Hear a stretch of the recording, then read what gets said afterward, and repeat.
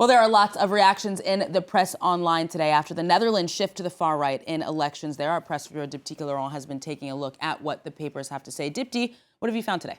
Well, Dutch far-right leader Geert Wilders and his party's victory in legislative elections there, following a trend in Europe towards the far right. That's what this Dutch paper Trouw says on the front of its website this Thursday.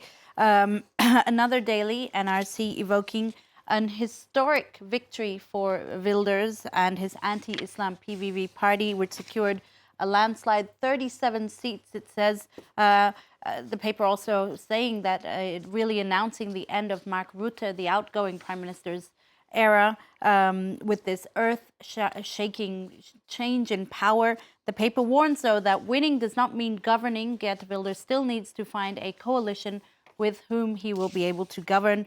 This front page's paper says it all.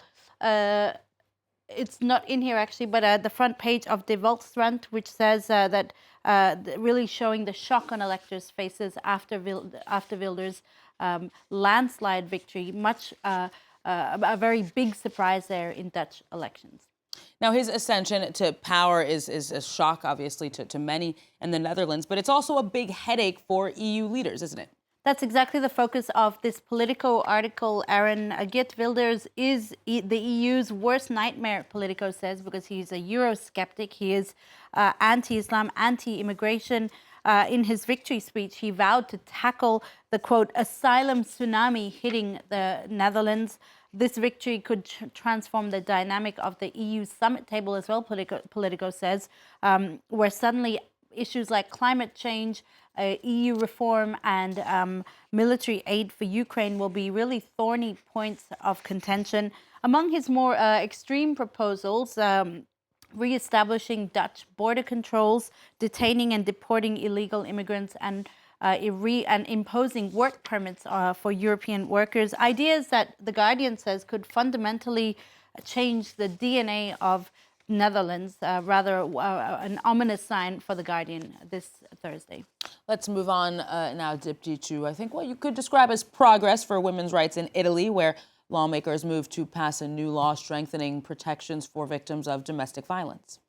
Well, perhaps it was a question of timing, or this had already been planned, but this was certainly taking place against the backdrop of a very traumatic event that took place in Italy recently that's been dominating headlines for some days now. That law was approved on Wednesday by Italian senators.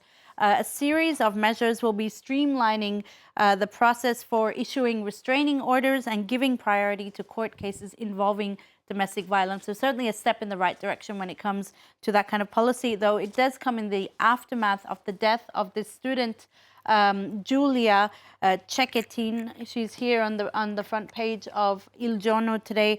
She was a student who was days away from graduating with a degree in biomedical engineering when she was found dead. Her body ditched in a riverside. Her death continuing to dominate headlines. Her partner, who was arrested in Germany, has been arrested in connection with that with her murder, but there's no confirmation yet of the motive or who indeed was behind it. Her partner, the death, however, did hit a nerve in Italy, where sexism and misogyny is rife, and the young woman was really at the forefront of the minds of senators as they voted that law yesterday. The New York Times has an explanatory article about her death and the impact it had on Italy, explaining that at the heart of the issue is not the law itself, but the application of the law, which is problematic, not just for this woman, but so many other victims of domestic violence. Changing gears now, Dipti, with something I don't know if you could say ending on a positive note, but The Guardian is reporting on what scientists call the first study assessing the impact of space on men's sexual health.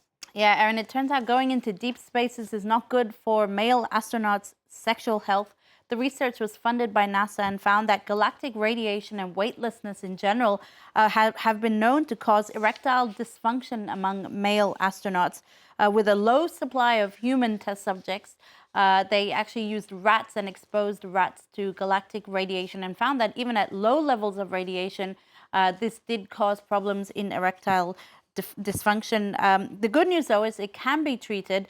or at least mitigated with antioxidant treatment. Some other good news as well, Erin. Le Monde announces that the Panama Papers, the gigantic journalistic investigation that has unearthed the existence of secret bank accounts belonging to world leaders, billionaires, and criminals in tax havens. Well, thanks to their exhaustive efforts, the French public finances have been able to sanction 219 taxpayers and recoup 200 million euros for its public funds. And that number is actually will continue to grow, Erin. Well, there you have it. You are indeed finishing on a positive note. I think that is clearly good news. Diptyque Laurent, thank you very much for the press review.